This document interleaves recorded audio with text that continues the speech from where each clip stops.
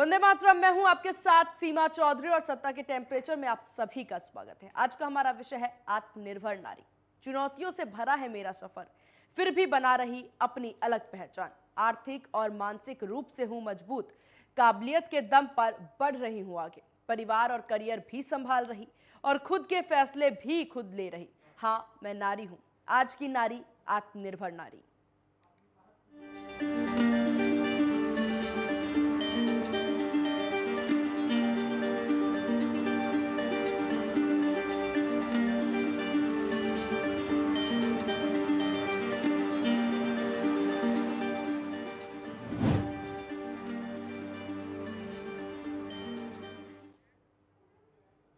आज की नारी का सफर चुनौती भरा जरूर है, पर आज उसमें चुनौतियों को लड़ने का साहस आ गया है। अपने आत्मविश्वास के बल पर आज वो दुनिया में अपनी एक अलग पहचान बना रही है। आज की नारी आर्थिक और मानसिक रूप से आत्मनिर्भर है। परिवार और अपने करियर दोनों में तालमेल बैठाती नारी का कौशल वाकई काबिलिए तारीफ है। किसी को शिकायत का मौका नहीं देने वाली नारी आज अपनी काबिलियत और साहस के बूते पर कामयाबी के मुकाम पर पहुंच रही। चुनौतियों का हंसकर स्वागत करने वाली महिलाएं आज हर क्षेत्र में अपना लोहा मनवा रही हैं। कल तक भावनात्मक रूप से कमजोर महिलाएं आज आर्थिक रूप से आत्मनिर्भर बन रही हैं और अपनी जिंदगी के महत्वपूर्ण फैसले खुद ही ले रही है। तो आत्मनिर्भर नारी, आज जो शब्द हम लेकर के आए और जिस शब्द पर आज हमारी चर्चा होने वाली, वो शब्द खुद में ही काफी है ये बयां करने के लिए कि नारी की क्या भूमिका है इस समाज में। पहले समय और अब समय में काफी बदलाव देखने को मिला। हालांकि ये ऐसा नहीं है कि पहले की नारियां मजबूत नहीं थी या उनमें आत्मविश्वास की कमी थी। पहले की नारियों में ये ज्यादा देखा जा रहा था कि उनको रोकने वाले बहुत लोग थे। आज भी कई रुकावटें उनके लिए आती हैं, लेकिन अब कोई भी रुकावट उनके आत्मविश्वास को पीछे नहीं छोड़ पाती है, उनके आत्मविश्वास को नहीं रोक पाती। यही कारण है कि आज के समय पे कोई भी फील्ड उठा करके ले लीजिए, किसी भी क्षेत्र में महिलाएं किसी से पीछे नहीं है। आज की नारी किसी से भी पीछे नहीं है, कदम से कदम मिला करके समाज में चलती नजर आ रही है। पुरुष प्रधान देश, पुरुष प्रधान समाज माना जाता है भारत को, और ऐसे में महिलाओं की जो भूमिका इस वक्त देखी जाती है उसे कोई भी नकारा नहीं जा सकता। फिर चाहे वो आर्मी हो या फिर बात किसी अन्य फील्ड की हो। किसान की बात की जाए या बात की जाए कि अगर महिलाएं इंजीनियर, कलेक्टर, डॉक्टर, पुलिस, ऐसा कोई भी क्षेत्र नहीं है जहां महिलाएं मानसिक रूप से अपने को मजबूती से आगे उभारती नजर नहीं आ रही हो। हर क्षेत्र में महिलाएं हैं, हर क्षेत्र में नारी अपना लोहा मनवाती इस वक्त नजर आ रही हैं।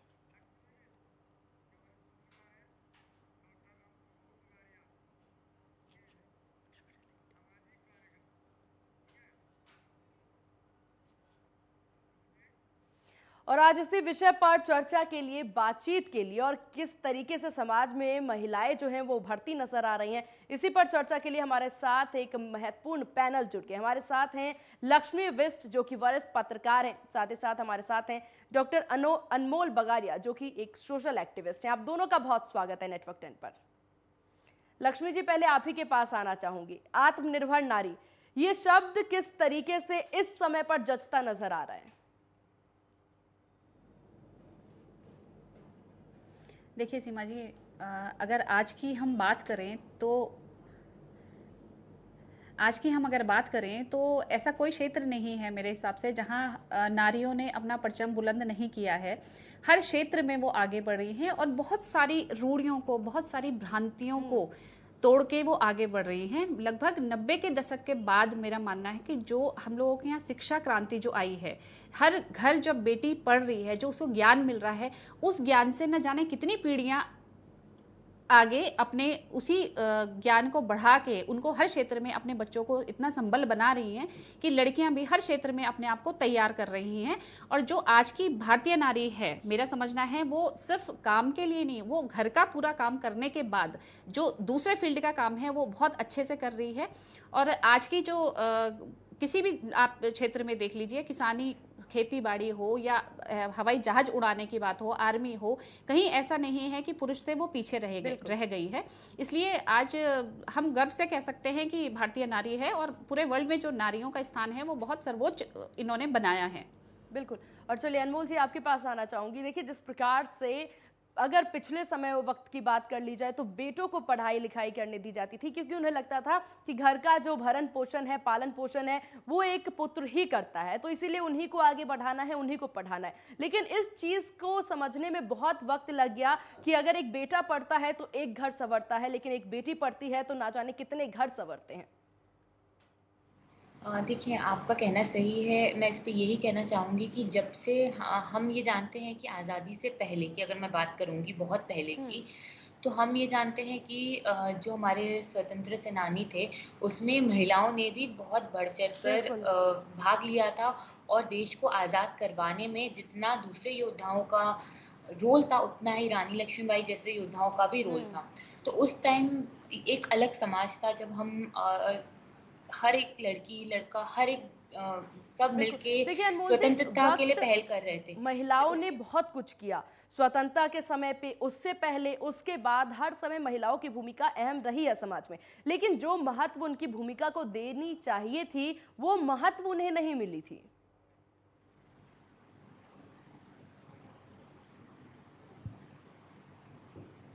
मेरी आवाज पहुंच रही है आप तक? मेरी आवाज पहुंच रही है मैम आप तक? चलिए लक्ष्मी जी, आपके पास आना चाहूंगी। जिस प्रकार से देखिए हम इस बात पे चर्चा कर रहे थे कि पहले के समय में और अब के समय में क्या फर्क है, अभी अनमोल जी यही जिक्र कर रही थी कि किस तरीके से उनकी भूमिका जो है वो स्वतंत्रता सेनानियों में भी रही है। लेकिन मेरा एक ही सवाल है कि वो महत्व अभी तक नहीं मिल पाया था, जो कि अब धीरे धीरे मिलना शुरू हुआ है समाज में। मेरा कहना इसमें ये होगा सीमा जी, क्योंकि देखिए पुरुष जब तक शिक्षित नहीं था तब तक वो किसी भी महिला को एक्सेप्ट नहीं कर सकते थे अपने साथ। जो हमारी पितरात्मक सोच जो थी हमारी, तो वो सत्ता ये थी कि जो भी वर्ग काम करेगा वो पुरुष प्रधान समाज था। तो पुरुष को ये लगता था कि ये महिलाएं हैं, उनका दर्जा बहुत नीचे है, हमारे बराबरी वो काम नहीं कर सकती। लेकिन शिक्षा की क्रांति जो मैं कह रही हूँ कि वो सिर्फ महिलाओं में ना होके वो पुरुषों में भी हुई है। और जब हमारा समाज पढ़ा लिखा और अच्छी सोच का होगा तो नेचुरली वो बात वो एक्सेप्ट करेगा, वो महिलाओं की भागीदारी अपने साथ एक्सेप्ट करेगा और महिलाओं को लेके ही चलेगा। हाँ, कुछ मामलों में हो सकता है कि महिलाओं को थोड़ा सा दबाया जाता है, अभी भी किसी कहीं कहीं है ऐसा मामला कि महिलाओं को सर्वोच्च पद पे नहीं पुरुष देख सकता या बर्दाश्त कर सकता। लेकिन ऐसा सारी भ्रांतियां महिलाओं ने बहुत ज्यादा आगे बढ़कर तोड़ी है, और जिस वजह से आज हमारी हर क्षेत्र में महिलाएं सक्षम हैं और बहुत अच्छे से काम कर रही हैं। बिल्कुल। लेकिन जिस प्रकार से देखिए वक्त बदला है, महिलाएं आगे बढ़ रही हैं, शिक्षा का अधिकार उन्हें मिल रहा है, शिक्षा भी उन्हें मिल रहा है, वो काम भी करने जाती है। लेकिन अगर बहुत से ऐसे भी राज्य हैं लक्ष्मी जी जहां पर महिलाएं पुरुषों से ज्यादा काम करती नजर आती है, फिर चाहे वो खेती के मामले में हो या फिर अन्य फील्ड की बात की जाए, फिर भी उन्हें महत्व नहीं दिया जाता इस वक्त तक, जबकि अभी समाज इतना आगे बढ़ता नजर आ रहा है। सरकार द्वारा ये कोशिश की जा रही है कि डिजिटल की जाए, चीजों को अपडेट लाया जाए, तो सोच में अपडेट अभी भी नहीं आया। इससे आप कितना वाकिफ करते हैं? जी देखिए, कुछ जगह पे माना जा सकता है, लेकिन कुछ उन जगहों पे हम ये सोच सकते हैं कि वहाँ पे बहुत ज़्यादा पढ़े लिखे लोग नहीं है या वहाँ तक व्यवस्थाएं नहीं पहुँच पाई है। हमारी सरकार कोशिश कर रही है बट नहीं पहुँच पाई है, तो उनकी सोच बदलने के लिए धीरे धीरे टाइम लगेगा, लेकिन बदलेगी, सोच बदलेगी। ऐसा नहीं है कि सोच नहीं बदलेगी, लेकिन ज़रूरी है कि टाइम लगेगा। और उसमें हमारा, आपका और हमारे मैं मानती हूँ सभी का एक रोल होना चाहिए कि हमारे जो भी आसपास इस टाइप के लोग हैं या हमारे आसपास जो भी लोग इस टाइप की सोच को रखते हैं, हमें उन्हें अवेयर करना पड़ेगा। और एक ऐसा महिलाओं के लिए एक ऐसा समाज की स्थापना करनी पड़ेगी जहां महिला अपने आप को फ्रेंडली मान सके और पुरुषों के बराबरी का दर्जा उनको काम करने से तो करती ही है, लेकिन उनको एक वो स्तर देना जरूरी है, क्योंकि और वो पुरुष ही दे सकता है। और उनको, अगर मैं कहूं कि मेरा बेटा है, मैं उसको उस लेवल का बनाऊं कि बच्चे महिलाओं में और पुरुष में, लड़की में और लड़के में कोई जेंडर इशू नहीं हम लोगों ने अलग से उनको देना है। तो हम लोग बच्चे को जो लड़की को सिखाते हैं वही चीज लड़के को सिखाए ना, तो वो हम अपने समाज को क्या दे रहे हैं? हम अपने बच्चों को शिक्षित कर रहे हैं, तो हम एक बच्चे को अगर हम शिक्षित कर रहे हैं तो वो बाहर जाकर 10 बच्चों को शिक्षित करेगा, उसकी सोच बदलेगी और इसी तरीके से धीरे धीरे समाज में बदलाव आएगा। और जो नहीं है अभी जहाँ पे, वहां पे धीरे धीरे जरूर क्रांति आएगी, लेकिन होगी। और महिलाएं इस उसमें लगी हैं, ऐसा नहीं है कि नहीं कर रहे हैं, बहुत आगे बढ़ रही हैं महिलाएं, कोशिश कर रही हैं। बिल्कुल। डॉक्टर अनमोल, आपके पास आना चाहूंगी, पहले ये कंफर्म कर दीजिए मेरी आवाज पहुंच रही है आप तक?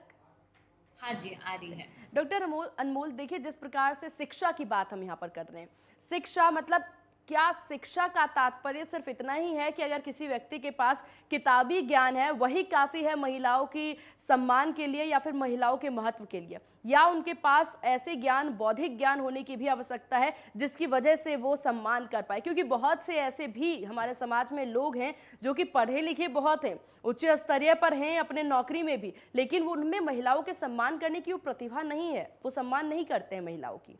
इस पर आपकी क्या प्रतिक्रिया? देखिए, अगर मैं कुछ सालों पहले की बात करूँगी तो उस तब क्या होता था कि अगर पता चलता था कि बेटी होने वाली है तो लोग गर्भपात करवाते थे, गर्भ जाँच करवाते थे कि बेटा होगा, बेटी होगी। महिला ही नहीं, पुरुष दोनों ही इस चीज़ के भागीदार थे। पहले कोई बेटी नहीं चाहता था। हम्म। और उस समय लोगों ने ये जागरूकता पैदा की कि अगर बेटियां नहीं होंगी, अगर बेटे ही होंगे, एक रेशियो चला था उस टाइम, सेक्स रेशियो कि कितने प्रतिशत हमारी जनसंख्या में लड़कियां हैं और लड़के हैं। हम्म। तो तब ये पाया गया था कि अगर हमारे लड़कियों की संख्या कम होगी तो घर, जो परिवार, जैसे शादी होती है लड़की की, 2 परिवारों का रहता है, तो वो हमारी चीज़ें बढ़ेंगी कैसे? हम्म।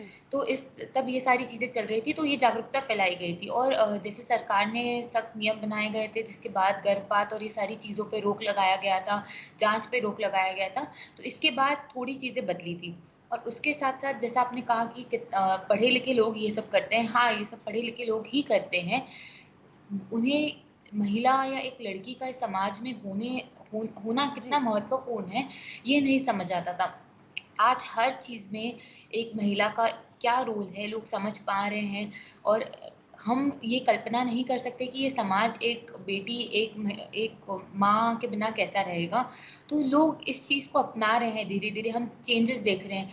आजकल हम देख रहे हैं कि हर घर में बेटे को बराबरी का दर्जा मिल रहा है, इनफैक्ट बेटे से ज़्यादा दर्जा मिल रहा है। ये सारी जो छोटी-छोटी अनमोल जी, चीज़ें हैं, देखिए पर समाज अभी में दो कोई-कोई पहलू क्षेत्र हैं। है। देखिए हाँ। समाज में दो तरह के लोग हैं।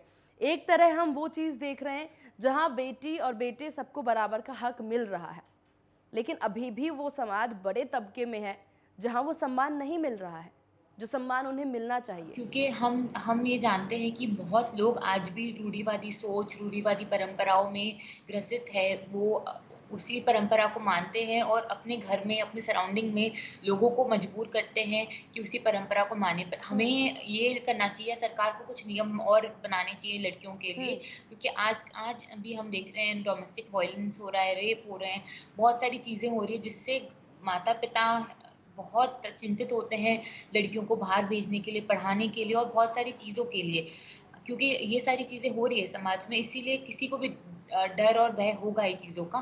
तो ये सारी चीज़ों के देखिए। लिए हमें जी। सख्त से सख्त कानून बनाने चाहिए हम्म। और हमें, जो लोग ये सब चीज़ें कर रहे हैं या जो लोग अभी भी इन रूढ़िवादी परंपराओं में जकड़े हुए हैं, हम्म। उन्हें भी, क्योंकि मैं जानती हूँ कि दूर-दराज के इलाके हैं, जहाँ गाँव है और ये सब जगह है, वहाँ आज भी ये सारी चीज़ें नहीं अनमोल है। जी, वहाँ आज भी मुझे नहीं लगता कि ये सिर्फ गांव में ही इस तरह के सोच वाले लोग रहते हैं या फिर गांव के लोग ही ऐसा करते हैं। गांव में बहुत सम्मान महिलाओं को दिया जाता है, ऐसे भी समाज एक जगह पर है, लेकिन गांव या शहर ये मैटर नहीं करता कि वहां उनको सम्मान देना है कि नहीं देना। मैटर ये करता है कि जिसमें मैंने भी आपसे सवाल किया था, एक प्रश्न था कि बौद्धिक ज्ञान और किताबी ज्ञान, ये मैटर करता है कि आपकी सोच दोनों कैसी ज़रूरी है। है। उसके लिए ज़रूरी नहीं है कि आप गाँव में रह रहे हैं या शहर में रह रहे हैं। दोनों ज़रूरी जी। है। गाँव और शहरों का मेरा तात्पर्य ये था कि वहाँ हम देखते हैं आजकल शहरों में कुछ-कुछ परंपराएँ टूट चुकी है, बट हुँ। गाँव में कुछ-कुछ परंपराएँ अभी भी है। तो इस वज़ह से वहाँ लोगों में डर रहता है कि ऐसा नहीं, ऐसा करेंगे तो क्या होगा, वैसा करेंगे हुँ, तो हुँ, क्या हुँ। होगा? और आजकल शहरों में जो खुलापन आ गया है, इस वज़ह से बच्चों को आज़ादी दे रहे हैं माँ-बाप हुँ। और लड़कियों को भी उतनी ही शिक्षा या हर चीज़ में आगे रख रहे हैं कि हाँ, अगर लड़का कर सकता है तो लड़की क्यों नहीं? ये चीज़ें शहरों में इस आ गई है, गाँव में थोड़ी-सी ये चीज़ें अभी भी है, मेरा हुँ, इसका हुँ, ये हुँ। तात्पर्य बिल्कुल, था। बिल्कुल। बिल्कुल। चलिए लक्ष्मी जी, जिस प्रकार से देखिए महिला सशक्तिकरण, ये वो शब्द है जिसमें महिलाओं को सबसे ज़्यादा सशक्त करने की कोशिश और पहल की जा रही है सरकार द्वारा। क्या महिला सशक्तिकरण करवाने के लिए सिर्फ एक शब्द काफ़ी है या सिर्फ एक अभियान चला देना काफ़ी है? उसके लिए और क्या कुछ बदलाव समाज में लाने की ज़रूरत है और वो बदलाव लाएगा कौन?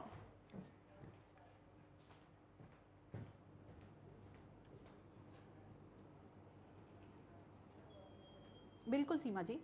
हमें बदलाव हमें ही लाना पड़ेगा और अपने घर से शुरू करना पड़ेगा, जहां तक मेरा मानना है। बिल्कुल। क्योंकि बच्चों में सबसे पहले जो संस्कार आते हैं वो घर से आते हैं। अगर हमारा बच्चा बिगड़ रहा है, हमारा बच्चा गलत रास्ते पे जा रहा है, तो वो सबसे पहले उसको घर की टीचर जो माँ होती है उसको उस बच्चे पे ध्यान देना चाहिए।